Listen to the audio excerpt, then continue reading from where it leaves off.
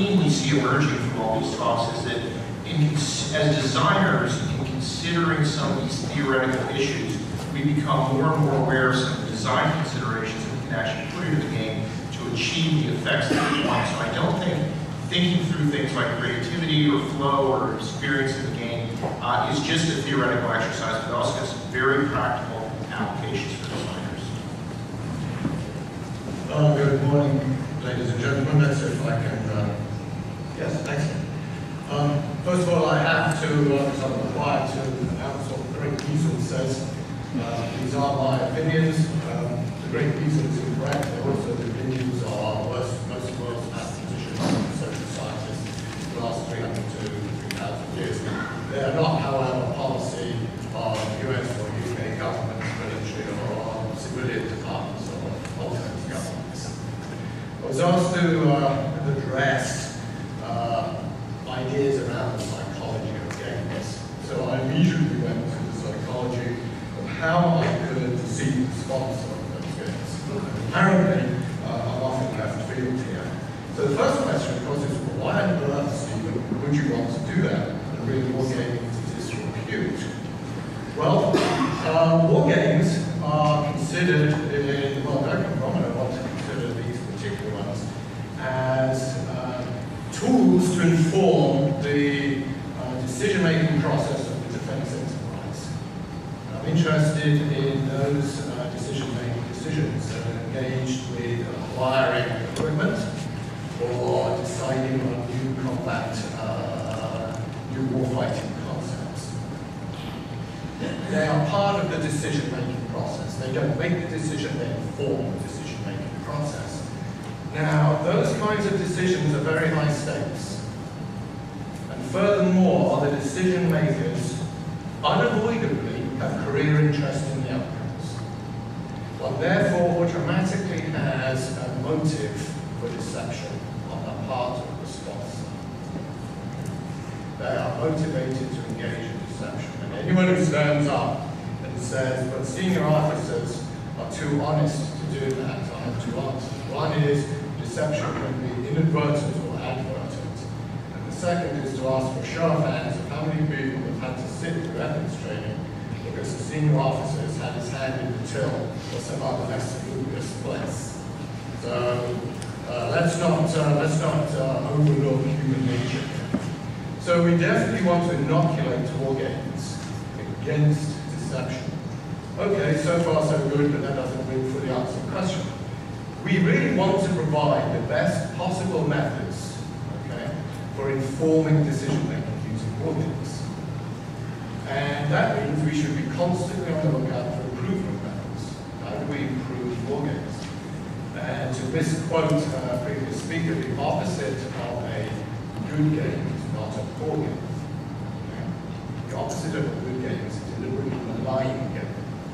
And we spend a lot of time doing lessons learned from poor games to develop techniques and principles.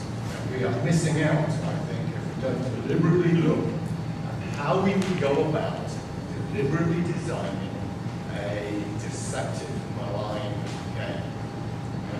The idea here is that if deception is going to be somewhere in the decision-making process that involves war gaming, then we need to understand how the war games are used to deceive. And the best way to do that is to deliberately set about designing one, or thinking about the principles of designing one. Okay? So that's the motivation for this. I'm not really that evil. That's my claim, anyway. So, some caveats. I'm talking about serious high-stakes national security issues. It's not that training and education aren't serious and high stakes, but if the war game is about education method A versus education method B, that's high stakes. If the war game is about educating this group of students, I'm not particularly interested in that area. I'm interested in novel and future environments, not war gaming, well-understood tactical interactions, whose particular outcome in this particular situation might be unknown until you've gained it or experimented, etc. An example is information operations during limited nuclear war between Pakistan. Show me the combat results table for that. Show me the statistics. Show me anyone who can stand up and say, I know how to adjudicate that game. And I'll show you a lie or an idiot. Okay? I'm not talking about benign deception of players, the hidden scenario idea, where you deliberately hide the nature of the scenario, because in history it's so well known, students will immediately jump to some sort of solution. We want to drive them through that. And there's a bunch of examples, reference. By sponsor, by the way, I refer to other stakeholders as well. I'm not distinguishing between different roles in the wargaming organisation. It's either an external organisation that's delivering wargames to a sponsor, or it's a wargaming organisation within the sponsor's own organisation. And neither am I talking about wargaming, red versus blue and blue versus red deception that would occur on the battlefield. I'm specifically addressing how one can malignly develop a wargame to deceive the decision-making process that game is meant to inform. Two simultaneous approaches. You can deceive the sponsor or other stakeholders directly during the game design process, the game development process, and post-game analysis. And secondly, you can address deceiving the sponsor and other stakeholders by deceiving the players, by nudging them along a certain route to come up with an answer that is the preferred answer rather than one that an honest wargame would create. And doing so in a way that's undetectable. In fact, what the deception planner wants is to be patted on the back and told what a wonderful, objective, honest game it was. Okay. And again, in answer to the people who say, well, that would never happen, why would you do that? I've sat and listened to a 2-star officer from a service that remained nameless to protect the guilty, directly ordering his players to make no decision that could possibly count against that service's preferred solution. It was a game addressing 2 alternate concepts. Now, the game designer had designed the game to spot that kind of behavior and deal with it very nicely. Nevertheless, my point is the motive, the action for deception at senior officer level was quite clear. I've been directly ordered not to engage in any research or gaming that might impugn the correctness of a major replacement program. Okay? Because, and we'll come to this later, senior officers believe they know the right answer, independent of analysis. Okay? And we have to deal with that, but we can exploit it. We can exploit that. So, there is a number of ways of addressing the external, what I call the outer game, and how to deceive the sponsor, and they deal with stress and deception. The stress and deception literature is quite clear on this. You have a spectrum, high-stress people, not enough time to make a decision, but they have to make a decision, overwhelmed with information. Okay? These people are rigid. Okay? They don't have enough time to actually think, and they tend to focus on information that agrees with their predispositions. They want to reduce the emotional stress. Relaxed targets, on the other hand, they are not under the gun to make a decision. They're fools of time to think. Those two are actually the harder people to deceive. It may be that their predispositions fit your deception plan, in which case good, just enhance the stress on the stressed people, just keep the other guys nice, fat and happy. If they do not, if their predispositions do not agree with your deception plan, if we're talking about stressed, rigid responses, you somehow, by the way, the red word players on the bottom right should be stakeholders. Then you have to increase or decrease the project time. You send down to talk to the action officer, someone who's senior to them, and you increase the timetable. We have additional stuff coming online from more senior officers. We need to pull your game forward. You flood them with detailed and accurate information every time they ask for anything about throughout the game, you just keep them in stress, you increase the stress, or you can do the opposite. Vigilance targets. These are targets in the deception literature. These are deception literature terms. They're stressed to make a decision, but they have time to think. Okay? They are, in fact, easier to deceive because you have time to interfere with their cognitive functions. You have time to interfere with their predispositions. We'll talk about how to do that. There you just maintain the project tempo. So I'll talk a little bit about stressing the target in a few moments. So directly deceive the sponsor. And by the way, stress the players. Play with the stress of the game tempo. This is a dual-use slide here. Play with the game tempo of the players. Overconfidence. I mentioned that earlier. Stakeholders in serious decision-making tend to be senior people. They tend to be senior because they've been successful in the past. And again, the social science and psychology research here is clear. They tend to overemphasize in their own minds the effect of their competence on their past success, and de-emphasize the effect of luck. No one likes to believe that they were successful because of luck instead of their wonderful, powerful brain. Okay? But these are good people. They have clearly been competent in the past, but they tend to underestimate the effect of luck. They tend to blur the line between what they can and can't control. One only has to look at the behavior of certain highly successful, well-decorated military officers and ask, why on earth did they do that? And a good answer is they thought they could control the outcome, the people involved, they wouldn't come out. And yet, there's a famous person whose name I forget said, only have an affair with someone who has more to lose than you do. Okay? Most of these people have a lot less to lose than these generals, and it's sheer luck whether they land to the press or not.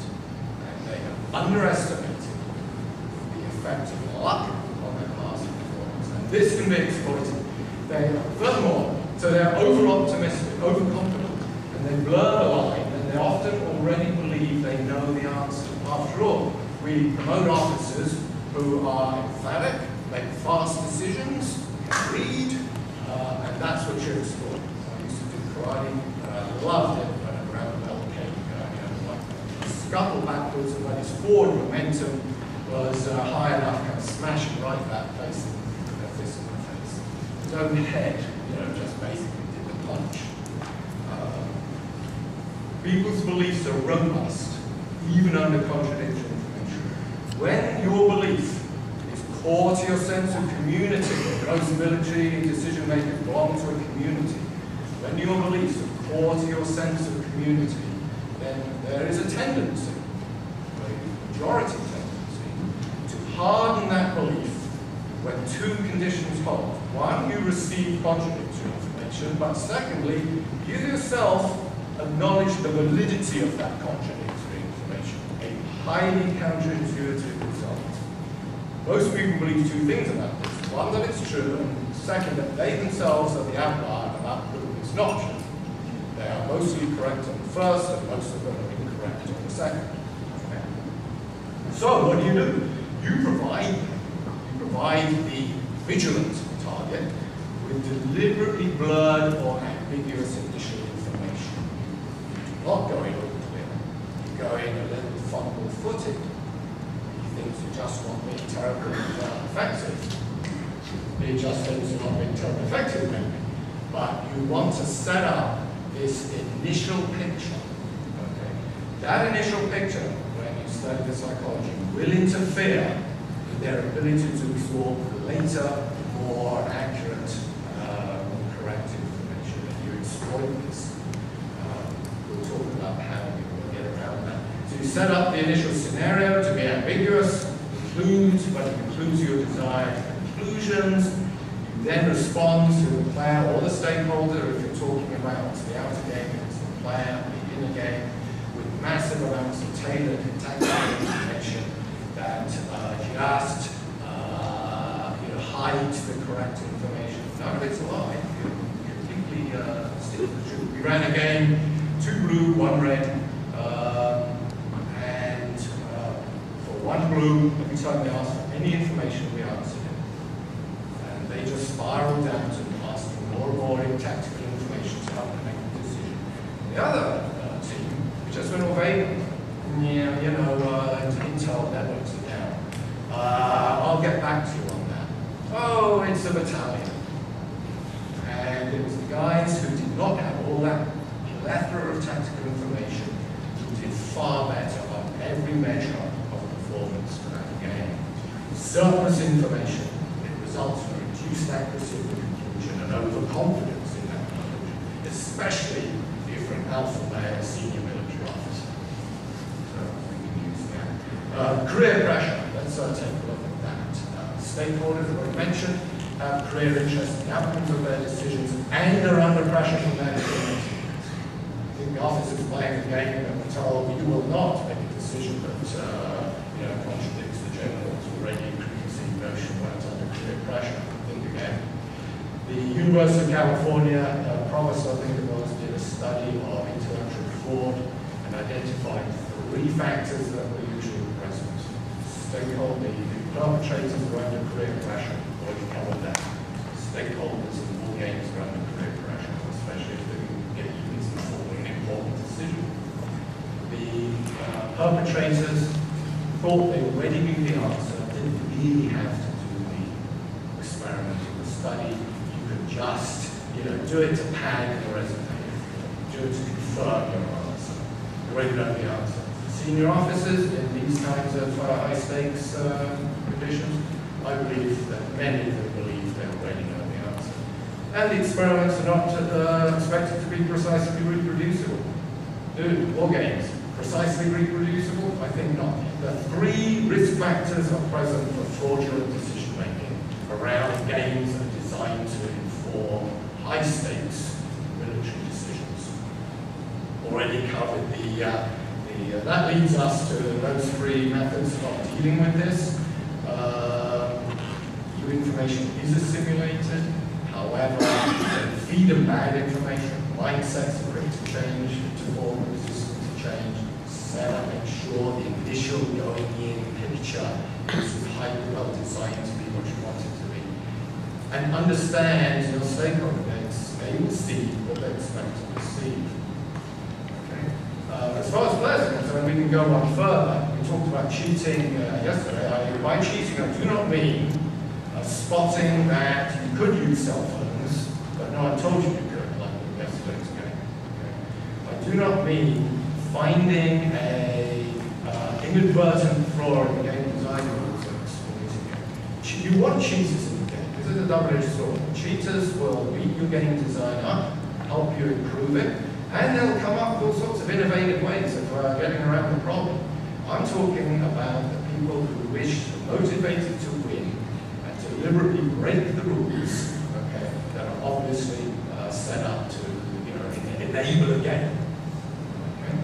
So you design into your game loopholes. If it's quite clear, red and blue aren't going to be holding secret talks, you put them in the room next to each other. Preferably the room next to each other with a toilet between them, because guess what's going to happen? You design it deliberately like that, you detect and monitor it, and you're the adjudicator.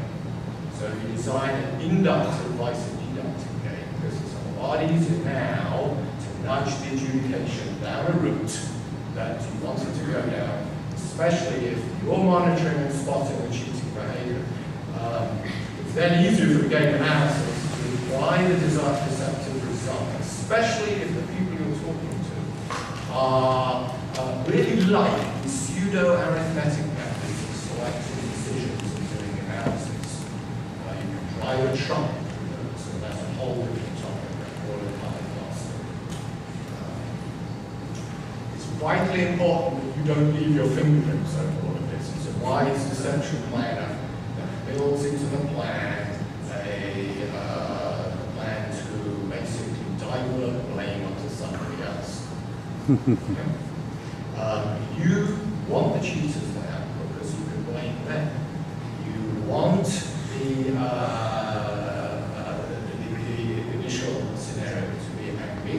way that is hidden unless you draw attention to it. Oh dearie me. You know, no, this wasn't deception. So look, I mean, we all agreed on this initial scenario. Gosh, look, it could have been interpreted that way. You know, no harm, no foul. And so one has all these different things coming together here. And not to be outdone in the worst wargame ever. Yes, of course you can read it at the back there. That brings it all together and it's on the web. It's on the website. So anyway, there you go. So, what's to be done about this? Okay, we've looked at the evil guy doing this. We've looked at deceiving the player in order to deceive the sponsor, deceiving the sponsor directly in order to manipulate the decision-making process. Okay. Again, peer review board. Okay. In one area of science, you get away with running experiments for years, decades, involving vast amounts of money without a peer review board. You don't. So let's belly up to this and think about it. I don't want to hear, oh gosh, Steve, that's kind of expensive. Really? You think getting a major acquisition of a replacement submarine or aircraft carrier wrong isn't expensive? You know, get real. There's this phrase, you show me your checkbook and I'll tell you what's important to you. You're going to tell me, no, we can't afford the extra week to do the game peer review board. I'm going to tell you, you don't actually care about the outcome of this game. And frankly, why should the wargame organization ever do it? Other than, I want to get paid to go out to war games. Player stress. Monitor player stress. There's something going on in the game that artificially increases or reduces player stress for any reason other than playability. That's when the red flag goes up. Watch out for the sponsor. Watch out for contradictions between what the sponsor says and the action officer says. When, as I have done, you've got them both in the room with you, in front of your own boss, and they flatly contradict each other several weeks into design. Oh, that's a wonderful part of the kind of war game I play. Okay. Punish and learn from cheating. Okay. You've got to spot the cheaters. It could be just that it's a design flaw and they've spotted it, fine, block that off. If it's deliberate, malignant cheating, this guy's being planted by the sponsor. Okay. You have to have someone in the game execution whose job is to spot that kind of thing. And he's out. Game information flows at the level of the game is born. If it's an operational level game, there's a flood of tactical information flowing around. It could just be incompetence, but I'm assuming that you're a competent game designer. Someone somewhere is engaging in deceptive practice. Okay. We've already covered ambiguous game rules of the process. I've been given you a red card. Yep, so the top one, game peer review board, is highly important and hard to do. The bottom one, rotate the player roles if you can.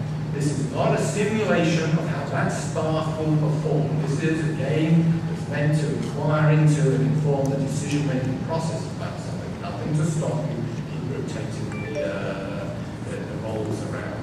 It breaks that initial picture that I'm now going to hang on to no matter what information comes in. It makes it very hard to do that.